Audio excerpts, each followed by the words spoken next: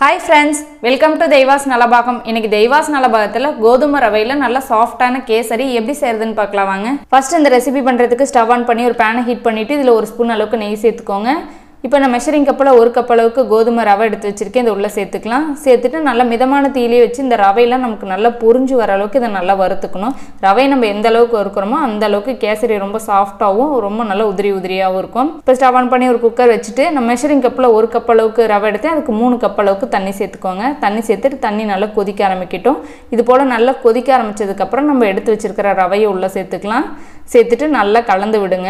நம்ம தண்ணியாட்ட இப்போ ரொம்ப லிக்விடா இருக்கிறது நல்லா சீக்கிரமா கெட்டியாக ஆரம்பிச்சிரும். சீக்கிரமா தண்ணியில அப்சர்வ் பண்ணிட்டு நல்லா கொஞ்சம் திக்காக ஆரம்பிச்சிரும். இந்த ஸ்டேஜ் வந்ததுக்கு அப்புறமா நம்ம குக்கர் மூடி போட்டுக்கலாம். மூடி போட்டுட்டு நல்லா ஒரு விசில் வச்சு எடுத்துக்கலாம். ஒரு விசிலுக்கே என்னோட குக்கருக்கு நல்லா வெந்து வந்துடும். நீங்கள் தேவைப்பட்டால் இன்னொரு விசில் கூட சேர்த்து வச்சுக்கோங்க. இப்போ ப்ரெஷர்லாம் ரிலீஸ் ஆயிடுச்சு. ஓப்பன் பண்ணிக்கலாம். நம்ம வச்ச தண்ணிக்கும் ரவைக்கும் அவ்வளோ பர்ஃபெக்டாக நம்மளுக்கு வெந்து வந்துடுச்சு. ரொம்ப நல்லா சாஃப்டாக இருக்குது. அப்படியே ரவை அந்த கோதுமையோட மனம் அவ்வளோ சூப்பராக இருக்குது. இப்போ இந்த ஸ்டேஜில் சர்க்கரை சேர்த்துக்கலாம். ஒரு அரை கப் அளவுக்கு ஒயிட் சுகர் சேர்த்துக்கோங்க. சேர்த்துட்டு ஃபஸ்ட்டு இதை கலந்து விட்டு நல்லா திக்கானதுக்கப்புறம் நம்ம வெல்லம் சேர்த்துக்கலாம். இப்போ இதில் ஒரு கப் அளவுக்கு வெல்லம் சேர்த்துக்கோங்க.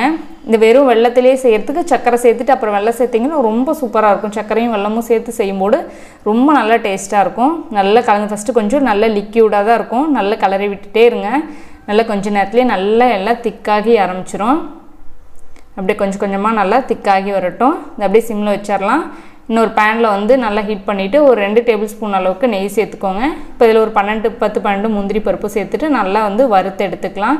இதெல்லாம் நம்ம ஆப்ஷனல் தான், எவ்வளோ முந்திரி வேணாலும் நம்ம சேர்த்துக்கலாம் கூட குறைவாக. இப்போ இதுவும் நல்லா திக்காயிட்டு வருது. இதில் ஒரு அரை டீஸ்பூன் அளவுக்கு ஏலக்காய் தூள் சேர்த்துக்கோங்க. நான் சர்க்கரையோடு சேர்த்து பொடிச்சு வச்சுருக்கேன். சேர்த்து நல்லா கலந்து விடுங்க.